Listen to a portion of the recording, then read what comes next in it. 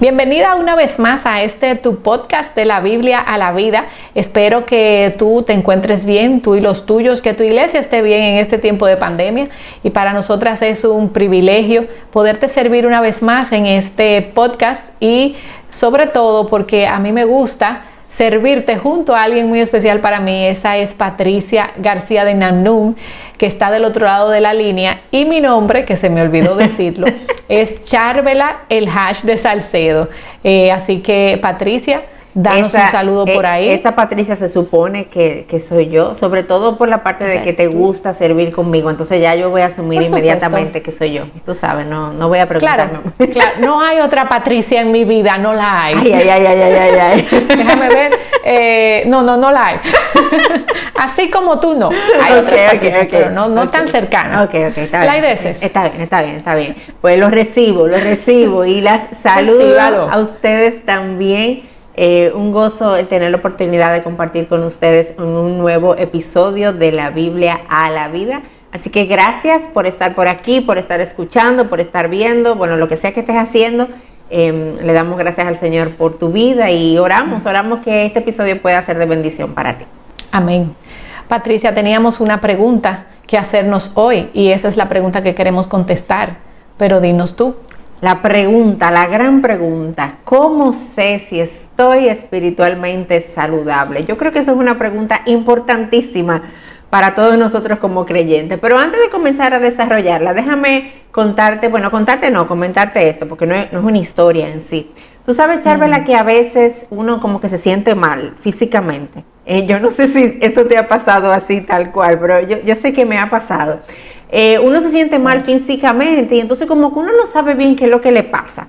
O sea, yo me siento, el término que uno usa mucho como que, no sé, me siento como media rara, me siento extraña, como que algo me duele, pero yo no sé exactamente por dónde que me duele, yo sé que mi cuerpo no está óptimo.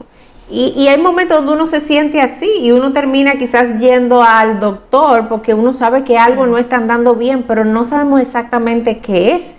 Y cuando uno va al doctor y uno trata de describirle al doctor lo que le pasa, la verdad es que yo pienso, Charvela, que los doctores tienen como un don, un don de interpretación de los pacientes, porque uno le dice cosas como que yo no sé, siento como un calambre, como que me duele por aquí, y el doctor tiene que hacer maravillas para poder entender lo que uno le está diciendo. Pero lo que usualmente pasa cuando uno va donde el doctor es que el doctor comienza a hacer preguntas para ayudarnos como a nosotros mismos entender y poderle comunicar lo que nos está sucediendo. Nos preguntan dónde nos duele, un sinnúmero de preguntas que yo no soy doctora, yo sí. Pero también, Charvela, nos mandan a hacer como análisis, como diferentes estudios para ver internamente cómo estamos, qué está sucediendo dentro de nosotros. Y esos estudios específicos que un doctor te manda a hacer así de primera instancia, le van a arrojar a él una información importante que lo va a ayudar a darse cuenta de cómo está nuestra salud física. Entonces, de la misma manera ocurre con nuestra salud espiritual. A veces sentimos que algo no anda bien espiritualmente, que sabemos que no estamos en el lugar donde deberíamos estar, pero no sabemos exactamente qué es lo que nos pasa, qué es lo que nos falta. Y hay áreas muy específicas en nuestro caminar como creyentes, preguntas muy específicas que pueden ayudarnos a poder dar un diagnóstico de cuál es nuestra salud espiritual. Porque no debemos confundir la actividad, la mucha actividad, y pensar que porque yo estoy haciendo muchas cosas para el Señor, yo estoy saludable. Hay otras áreas que requieren ser analizadas y reflexionadas en nuestra vida para ver cómo está nuestra salud espiritual. Así es, Patricia, y eso es lo que queremos hacer hoy, hacernos preguntas de análisis de algunas áreas de nuestra vida que, como tú bien decías, va más allá de mi hacer como Marta en la iglesia, o de quizás de toda la lectura diaria que yo hago de la Biblia. Y fíjate, déjame leerte un versículo que está en Mateo 15 del 8 al 9. Dice, aquí encontramos a Jesús citando palabras de Isaías y le está hablando entonces a los fariseos y le dice lo siguiente, le dice en pocas palabras hipócritas, pero mira cómo se lo dice, este pueblo con labios me honra, pero su corazón está muy lejos de mí, pues en vano me rinden culto, enseñando como doctrinas preceptos de hombre. Y puede, Patricia, que nuestro caminar cristiano esté así como tú describías, lleno de actividades, llenos de hasta de un lenguaje que parece piadoso y que puede confundir a cualquiera, pero puede que nos esté pasando como le pasaba a los fariseos. ¿Cuál era la clave de lo que Jesús le estaba diciendo? Bueno, que su corazón estaba lejos de él. Estos eran unos personajes que cumplían a cabalidad todo lo que la ley, ¿verdad?, decía, pero el corazón estaba súper lejos de Dios. Y en este episodio es lo que queremos hacer, hacerte preguntas que tienen que ver con áreas específicas de tu vida para ver si tú como creyente estás siendo una persona, un alma o poseyendo un alma saludable espiritualmente. Y queremos, antes de seguir, yo quería aclarar que muchos de los conceptos que estamos compartiendo aquí lo hemos sacado de un libro titulado, te voy a buscar, está en inglés lamentablemente, pero pedimos al Señor que lo traduzcan, ¿verdad?, al español. El libro se llama 10 preguntas para diagnosticar tu salud espiritual y es del autor Donald Whitney. Y si lees inglés, te animamos a que lo compres y lo leas, y de aquí estaremos sacando la mayoría del contenido de este podcast. Así es, así como que nos inspiramos en este libro, porque la verdad es que es una joya. Otra vez te animo, así como hacía Charvela, si tienes la oportunidad de leerlo, léelo, porque es como hacerte un estudio profundo a nivel espiritual. Sí. Pero aquí queremos compartirte algunas de esas preguntas que él recomendaba, con algunas ideas nuestras también por aquí. Y la primera pregunta que nosotros queremos hacer, y que bueno, que necesitamos todos hacernos en nuestro caminar como creyentes, es si tenemos sed de Dios. Escucha lo que dice el Salmo 42 en sus versos del 1 al 2. Dice: como el ciervo anhela las corrientes de agua, así suspira por ti, oh Dios, el alma mía. Mi alma tiene sed de Dios, del Dios viviente. ¿Cuándo vendré y me presentaré delante de Dios? La sed de nuestra alma es una evidencia de nuestra salud espiritual, de su presencia o de su ausencia también. Fíjate, cuando nosotros tenemos sed, físicamente hablando, cuando estamos sedientos, hay un tipo de sed que solamente el agua la puede saciar. Y cuando tenemos esta sed que no vale soda, no vale jugo, bueno, nada, vamos hacia esa agua desesperadas, porque es lo único que puede saciar nuestra sed. Y nosotros bebemos de esa agua, el agua sacia nuestra sed, y como que ya, se nos quita la sed por el momento, seguimos nuestra vida y podemos durar algunas, no hagan eso como yo lo hago, pero algunas podemos durar varios días sin beber agua o algo por el estilo. Somos dos. Pero bueno, no nos imiten en eso, por favor. Y luego vuelve la sed, ¿verdad? Necesitamos agua porque el cuerpo la necesita y la demanda. Pero con el Señor pasa algo diferente. Con los ríos de agua viva del Señor pasa algo distinto.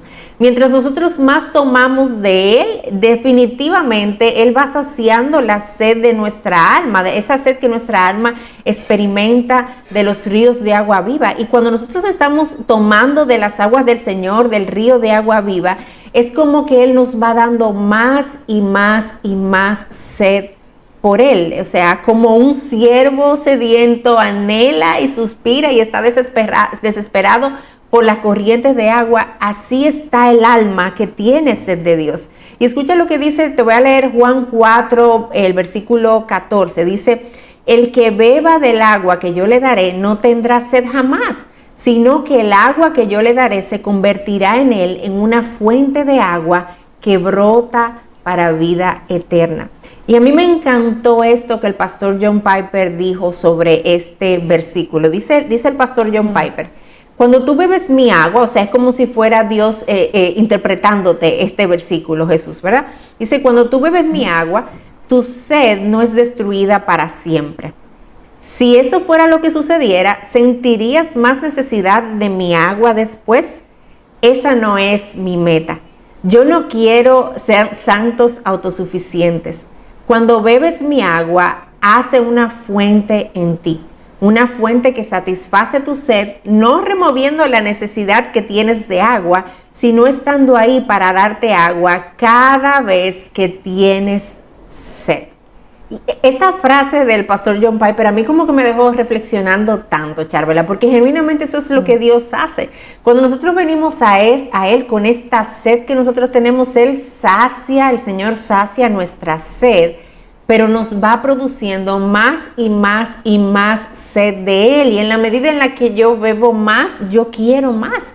Entonces, la pregunta que tú y yo debemos hacernos como creyentes no es si nosotros tenemos sed, porque al final tú sabes que todos estamos sedientos. La pregunta es, ¿dónde nosotros estamos buscando saciar nuestra sed? Porque muchas veces lo que ocurre con nosotros como creyentes es que tenemos sed, esta sed que solamente el Señor puede saciar y que va a producirnos más sed de Él. Pero nosotros sentimos esta sed y vamos a tratar de buscarla y de saciarla dentro de otros lugares, dentro de cisternas rotas y aguas contaminadas que no van a poder saciar nuestra sed, pero lo que nos van a producir es una búsqueda continua de más de eso y menos de Dios. Entonces, al final todas estas aguas contaminadas son fuentes que prometen llenarnos, pero al final termina dejándonos cada vez más y más secos. Y yo te hago la pregunta a ti, me la hago a mí misma también, ¿dónde estamos tratando de llenar nuestra sed? Quizás tú has estado buscando, tomando de las aguas del placer, tratando de saciar la sed de tu corazón, o quizás estás demandando de otra persona que sacie esa sed que solamente el Señor puede saciar. ¿Dónde estás buscando saciar tu sed? Porque si es en el Señor, déjame decirte que la presencia de esa sed, de ese anhelo por sus corrientes de aguas, es una evidencia de que tú estás saludable espiritualmente, porque eso habla de que estás en contacto con la fuente de agua viva y por eso quieres más. Pero si no tienes deseos de Dios, es probable que estés buscando en otras fuentes que te están dejando cada vez y más y más seca. Entonces la pregunta es, ¿tú quieres tener sed de Dios? ¿Tú quieres ese anhelo como el siervo?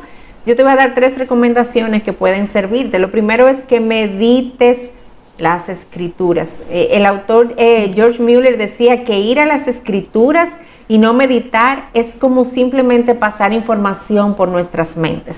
Nosotros necesitamos meditar, no solamente consumir la palabra, necesitamos meditar en aquello a lo que nos estamos exponiendo. Yo te animo también a que tú ores la palabra de Dios, que tú ores sus propias palabras y tú puedas ver cómo quizás ese fuego que se ha ido apagando en tu corazón, en ese corazón que está seco y que está cediendo, pueda ser avivado por ese clamor a través de las mismas palabras del Señor. Y finalmente yo te animo a que te pongas en contacto y leas libros que te lleven a conocer más de Dios, de su carácter, de quién es Él. Porque en la medida en la que tú le conozcas más a través de su palabra y a través de otros libros que te puedan ser edificación, tu sed por Él va a ir aumentando más y mucho más. Así es, Patricia, me encantó eso de la sed. Y tú sabes que hay otra pregunta que queremos que te hagas para ver si estás espiritualmente saludable, y es esta: ¿está tu vida siendo gobernada por la palabra de Dios? O sea, lo que está ahí escrito es lo que haces, es cómo actúas. Y a mí me gusta, bueno, tú has estado, Patricia, en contacto con bebés recién nacidos, tú que eres ahora tía, y ese bebé cuando tiene hambre, que mira para arriba buscando la comida, ya sea el biberón o el pecho de la madre, de una forma desesperada, y cuando se conecta, eso es una paz. O sea, no sé si eso te pasa a ti en tu vida, si tú cuando si estás hambrienta primero, y si cuando, como tú decías, Patricia, si esa sed es saciada entonces por la palabra de Dios, y es como ese bebé, ¿verdad?, que cuando se conecta con ese biberón hay una paz y un disfrute que no se despega de ahí. Entonces, ¿qué tanto tu vida refleja eso? Refleja esa conexión, esa necesidad, y como nosotras nosotras como creyentes necesitamos la palabra de Dios y necesitamos no solo leerla, sino obedecerla, exponernos a ella y ver en nuestra vida que la sed crezca todos los días más. Y a mí me gusta mucho el Salmo 19, Patricia, y el 119. Son dos salmos que hablan muchísimo de la palabra de Dios, pero en especial el Salmo 19 dice de la palabra de Dios lo siguiente: ella es perfecta, es segura, es pura, es verdadera, es recta, es más dulce que la miel, es más deseable que el oro, ilumina los ojos, ilumina el alma. O sea, la palabra de Dios tiene tanto que darnos y a veces no nos conectamos con ella o no la buscamos, pero más que leerla, que es el énfasis que queremos hacer, es obedecerla. ¿Qué tanto yo leo y aplico en mi vida? Y esa es una prueba de una espiritualidad sana. Yo leo y obedezco. ¿Qué tan práctica yo soy en mi fe? ¿Qué tanto aplico lo que estoy leyendo? Y fíjate que la obediencia, por si no lo sabían las que nos están escuchando, no es algo de un día, de un momento, no es un check que uno le hace, bueno, ya obedecí por hoy y ya puedo hacer lo que quiero. No, la obediencia es algo constante, es una vida rendida al señorío de Cristo. Me gusta mucho esa palabra Señor porque implica Él es dueño. Si Él es tu Señor y la palabra gobierna tu vida, entonces todo lo que tú haces está por debajo o sometido a lo que la palabra de Dios te enseña. Y yo te pregunto, si tú sueles preguntarte por alguna situación que tú tienes en tu vida, tú sueles ir a la palabra y preguntarte qué dice la Biblia de eso, para entonces luego hacerlo, porque esa es la clave del éxito en la vida de la fe, ¿verdad? Yo tengo una encrucijada, no sé qué hacer, pero yo voy a la Biblia y la Biblia me responde. Y como nosotras como creyentes debemos de imitar a Jesús. Jesús era la palabra encarnada y Él vivió continuamente gobernado por ella. De hecho, la memorización, Patricia, de las escrituras es la que nos va a ayudar a pelear incluso con el enemigo. Porque en la ocasión en cuando Jesús fue tentado, ¿cuáles fueron sus respuestas? La Biblia. O sea, él le decía a Satanás, escrito está, y él se mantuvo firme a la tentación, y nosotras mucho más lo necesitamos. Necesitamos reflejar lo que Jesús hizo, hacer lo que Él hizo, y eso se logra consumiendo Biblia, y al consumirla entonces y al retenerla en tu mente, tú puedes, cuando venga ese problema o esa tentación, responder bíblicamente, porque es la Biblia la que gobierna tu palabra, es la Biblia la que gobierna tu vida.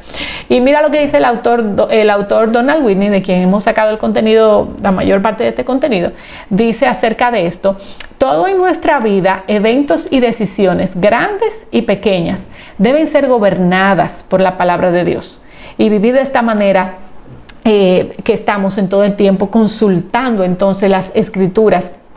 Y así como te decía ahorita en el Salmo 119, te leí ahorita el 19, pero ahora el 119, específicamente el verso 105, que es un versículo muy conocido, dice: lámpara es a mis pies tu palabra y lumbrera mi camino. Así que donde quiera que nosotras vayamos o caminemos, las decisiones que tomemos, que sean iluminadas por la palabra de Dios, porque ella es la luz, ella es la lámpara. Y si no lo hacemos, si no es la Biblia quien ilumina nuestro caminar, pudiéramos decir entonces que estamos andando en oscuridad. Y ninguna de nosotras que quiere estar espiritualmente saludable quiere andar en oscuridad. Por eso es que decimos que la palabra de Dios debe gobernar mi vida. Y ahorita, como hiciste, Patricia, algunas preguntas de reflexión, yo también quiero traer otras 3 para ver o para ayudarte a crecer en esta área y enseñarte qué tan gobernada está tu vida por la palabra. Lo primero es ¿cuánto tiempo pasas en las escrituras? Es un deber de nosotras pasar tiempo en ella para que ella sea memorizada y sea atesorada, y nosotras podamos depender en lo que ella nos enseña, en lo que nos está diciendo. La otra es, ¿acaso tú cierras tu Biblia y cuando lees, aunque no entiendas, tú la cierras y después averiguas, como decimos nosotros? No, lo que hay que hacer es no cerrarla hasta que tú entiendas lo que eso te está diciendo. Hay a veces versículos difíciles, hay párrafos o, ¿verdad?, porciones difíciles. No hay prisa, leyendo la Biblia no hay prisa. Lo que tú tienes es que cada cosa que tú leas, hacer tu mejor esfuerzo para buscar el significado original y buscar cómo eso se aplica a tu vida. No lo pases por alto, sino que aprende, detente y ve qué es lo que Dios quiere decirte a través de su palabra para que lo puedas aplicar a tu vida. Y lo tercero es acostúmbrate a preguntarte por todo lo que te inquiete. Por ejemplo, ¿qué dice la Biblia acerca de esto? ¿Qué dice la Biblia acerca de aquello? No lo des por sentado y tampoco actúes conforme a las costumbres. Bueno, pero todo el mundo hace esto o aquello. Sino sé un poquito inquieta y ve a la Biblia y pregunta y responde la pregunta de por qué hacemos esto, qué quiere decir la Biblia con esto, qué haría Dios en este caso, y así sucesivamente. Eso te va a ayudar a poner en práctica el que la Biblia gobierne tu vida. Amén, amén, así es. Esa última pregunta de qué dice la Biblia sobre esto, que es a veces el último lugar al que vamos a consultar y debería ser lo que está en nuestra mente todo el tiempo. Pues hay otra pregunta más que yo quiero traerte y es, ¿eres pronto en perdonar? Ay. Esta pregunta es importante, es importante. Todas las demás, pero esta también. La verdad es que el perdón es parte de la esencia misma de nuestro Dios. Y yo te quiero leer estas palabras que nosotros encontramos en Isaías 55:7. Escucha lo hermoso de estas palabras. Dice: abandone el impío su camino y el hombre malvado sus pensamientos, y vuélvanse al Señor. Y escucha ahora, que tendrá de él compasión, al Dios nuestro, que será amplio en perdonar. O sea, wow, esas palabras son increíbles. Esa palabra de amplitud al perdonar, es como que es un perdón que no se acaba, que tiene espacio para todo el que quiera venir a él. Y esa es la esencia, el carácter mismo de nuestro Dios. Y así como el perdón es una característica esencial de Dios, así debe serla en nuestras vidas como creyentes también. Y te voy a leer ahora lo que dice Efesios 4:32. Nos dice: sean más bien amables unos con otros, misericordiosos, perdonándose unos a otros, así como también Dios los perdonó en Cristo. Estamos llamados a perdonar de la manera en la que Cristo nos ha perdonado a cada uno de nosotros. Y este perdón, esto no es algo de emociones, esto es una decisión, una respuesta de obediencia al Señor. Y yo sé que no es fácil. C.S. Lewis decía, Charvela, que para todos el perdón es fácil hasta que le toca perdonar. Para todos es fácil hablar del perdón hasta que nos toca a nosotros perdonar o tener una actitud de perdón. Pero el perdón es esencial porque fíjate, el Señor nos creó para vivir vidas de comunidad, vivir vidas los unos con los otros. Esa es la forma en la que Dios quiere que vivamos. Pero adivina que los unos y los otros somos pecadores. Entonces, esos unos y otros nos vamos a fallar, nos vamos a herir, vamos a decir cosas que no debemos decir, vamos a incumplir promesas, vamos a mentir, vamos a calumniar, vamos a ser infieles, vamos a hacer un montón de cosas que son pecaminosas porque nosotros somos pecadores. Y en medio de esta vida en comunidad que estamos llamadas a vivir, se hace necesaria la realidad del perdón. Hay un autor, el autor James Coulter, me imagino que así se pronunciará su apellido, pero bueno, ahí vamos. Él dijo: el espíritu que no perdona es el asesino número 1 de la vida espiritual. Y yo puedo verlo de esa manera, porque un corazón no perdonador, un corazón que no tiene la disposición a perdonar, es un corazón que vive amargado y en la amargura trae un sinnúmero de pecados a su alrededor, y la amargura nos aleja del Señor, es una realidad. El Señor no voltea su rostro de nosotros, pero nosotros sí nos alejamos de Él en medio de nuestra amargura. Y un corazón dispuesto a perdonar debe ser una característica esencial, una característica principal de aquel que ha sido perdonado.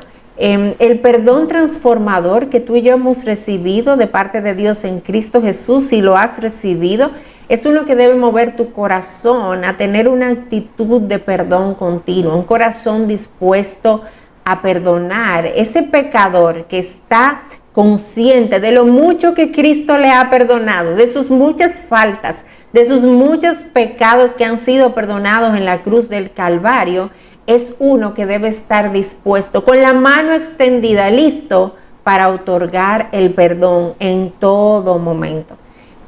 Como creyentes, el perdón debe ser algo que tú y yo busquemos, que tú y yo deseemos buscar y que amemos el poder otorgarlo. Y yo sé que hay circunstancias que son terribles, que no son fáciles, pero el Señor sabe lo que Él nos está pidiendo. Y el Señor decía también, C.S. Lewis, que Él perdonó lo inexcusable en nosotros para que nosotros podamos ir y perdonar las ofensas de otros. Y yo quiero hacerte la pregunta, ¿hay alguien con quien tú no estés teniendo un corazón listo para perdonar? ¿Hay alguien que te haya ofendido, que te haya dañado y tú tengas un corazón ahora mismo lleno de amargura, lleno de rencor hacia esa persona? Si ese es el caso, yo te animo a que tú le pidas al Señor que transforme tu corazón y te ayude a ver lo mucho que tú has recibido, lo mucho que se te ha perdonado. Y si es alguien que ha pecado en contra de ti, tú tienes la oportunidad de acercarte. Yo te invito a que lo hagas, que tú te acerques. El Señor nos llama, Charvela, a no quedarnos de brazos cruzados y decir, bueno, Él no me ha venido a pedir perdón, entonces yo no voy a hacer absolutamente nada. No. El Señor me dice que dice, si tu hermano tiene algo en contra de ti, ¿qué tú vas a hacer? Sí. Tú vas a ir, tú lo vas a confrontar. Si ha pecado contra ti, ve. Si ha pecado contra el Señor, porque es hacia Él que estamos pecando en primera instancia. Claro. Acércate, confronta, busca la oportunidad de poder extender el perdón. No es fácil, es la realidad. Hay circunstancias difíciles, pero no se trata de que sea fácil o no. Se trata de lo mucho que hemos recibido y de lo que el Señor en su sabiduría y en su bondad nos manda a hacer, así como Cristo hizo con cada uno de nosotros. Así que tú quieres tener un corazón perdonador, un corazón dispuesto a perdonar. Yo te animo a que, número uno, frente a la ofensa recibida, tú recuerdes las múltiples ofensas que tú le has hecho al Señor, pero no para recordar tus ofensas y revolcarte en tu pecado, sino para poder ver, apreciar y recordar la gran gracia, el amplio perdón que tú has recibido de parte de Dios. Y ese mismo perdón que tú puedas estar dispuesta a extenderlo, a tener ese corazón listo para perdonar. Y otra cosa, no fijes tus ojos en el ofensor, no fijes tus ojos en la ofensa. Fija tus ojos en aquel que obra con justicia en todo momento y que te ha llamado a extender el perdón. Aquel que te lo pide, extender el perdón y tener ese corazón listo para perdonar en todo momento, aún no te lo hayan pedido también. Y que tú puedas imitar a Cristo, quien nos ha perdonado, en quien hemos sido perdonados al venir a Él. Así es. Patricia, una última pregunta, es la número 4, y es, ¿te caracterizas por amar a los demás? De hecho, recuerdo que nosotras hicimos un podcast completito acerca de Creciendo en Amor, creo que lo titulamos, así que si tú quieres abundar un poquito más en este tema, te animamos a oír ese podcast. Pero con relación a esto, a si estás caracterizada por amor hacia los demás, yo te quiero leer Juan 13 del 34 al 35, que dice así: un mandamiento nuevo les doy, que se amen los unos a los otros, que como yo los he amado, así también se amen los unos a los otros. En esto conocerán todos que son mis discípulos, si se tienen amor los unos a los otros. Ese es un estándar bien grande que puso nuestro Señor Jesús, porque amarnos los unos a los otros a veces, Patricia, puede ser complicado, es difícil, porque verdad, somos diferentes y muchas de nosotras pues pecamos y a veces no nos damos cuenta de cómo hemos pecado, pero es el amor y la tolerancia hacia el otro lo que me muestra a mí que estoy creciendo en santidad y creciendo en amor. Tú sabes que 1 Corintios 13 es uno de los versículos que se leen todas las bodas y habla mucho del amor, pero es ahí donde dice que si yo no amo, yo soy, tú sabes cómo lo dice, tú eres como un címbalo, un metal que resuena y un címbalo que hace ruido. O sea, tú puedes tener mucho conocimiento de la Biblia y puedes hablar, enseñar, recitar versículos, pero al final, si tú no muestras una actitud amorosa hacia el otro, dice 1 Corintios 13 que tú nada soy. O sea, que te animo a que a que ames más. Y claro, que no decrezca conocimiento de la Escritura y tu lectura, pero que se muestre eso en amor hacia los demás. Y eso es algo, Patricia, que te confieso que yo he venido viendo mucho en mi vida últimamente. Estoy siendo más consciente de hacer esto que 1 Corintios 13, ser más paciente, ser más tolerante, ser más amorosa. Y déjame enlistarte algunas de las cosas que dice 1 Corintios 13, bondadosa, resistente, que no tome en cuenta el mal recibido, y así continúa la lista. Hay un listado bien grande que yo estoy tratando de intencionalmente aplicar en mi vida para mostrarle al otro que yo verdaderamente lo amo, y esa es la clave como del éxito, porque ese fue el mandato de nuestro Señor Jesús. Ámense los unos a los otros. Y la ausencia de amor, Patricia, en nuestros corazones implica una disminución de mi crecimiento en la fe y una disminución de representar a Cristo ante los otros. Así que la característica de Cristo principal fue el amor, porque de tal manera amó Dios al mundo que dio a Jesús en la cruz, ¿verdad? Por nosotros. Y dice la misma Biblia, Dios es amor. Entonces, cada vez que yo no soy amorosa, recuerda que no te estás pareciendo entonces a tu Señor. El autor Maurice Roberts dice lo siguiente: el amor es la joya entre las distintas muestras de gracia de la vida cristiana. Lo sabemos y continuamente lo olvidamos. Y es así. Y recuerda que si nosotros tenemos la capacidad de amar, es por una sola cosa, y es porque Él nos amó a nosotras primero. Así que te animo a crecer en amor, y te hago estas tres preguntas, o tres más bien observaciones, para que puedas crecer en amor. Y la primera es que medita en los distintos pasajes que la misma Biblia tiene, que hablan sobre la necesidad de nosotras amar al otro, amar a Dios. La segunda es: recuerda a tu alma continuamente la forma en que ha sido amada por Cristo. Y tú lo dijiste eso ahorita. Cada vez que yo recuerdo el regalo que Cristo hizo en la cruz, yo puedo perdonar y al mismo tiempo puedo amar de la forma que debo hacerlo. Y lo tercero es: toma la iniciativa de extender amor de forma intencional e importante, aun cuando el otro no lo merezca. Esa es la parte más difícil, ¿verdad? Pero sí lo tenemos que hacer. Aun el otro no se lo merezca, tú amas, porque eso fue lo que Cristo hizo con nosotras. Nosotras no éramos merecedoras de su amor, y Él aún así lo dio. Amén. Así que te animamos a hacer eso. Amén. Amén, mis amadas hermanas, y nuestra oración es que el Señor nos ayude a evaluar nuestras vidas, a continuamente examinar la condición de nuestro corazón delante de Él, porque al final lo que queremos es llevar vidas que lo honren y vidas que sean más a la semejanza de nuestro Señor Jesucristo. Y en todas estas preguntas que decimos, que hemos comentado aquí en este podcast, recuerda que la gracia de Cristo está disponible para ti, disponible para perdonarnos, no solamente a ti, a nosotras también, para perdonarnos cuando hemos fallado en cada una de estas áreas y en otras, y también para darnos el poder de vivir de esta manera. Ese poder a través del Espíritu Santo que habita en cada una de nosotras. Nosotros podemos depender de Él y vivir y apuntar a esta manera de caminar como creyentes y poder tener corazones espiritualmente saludables. Que el Señor nos ayude y que el Señor te bendiga.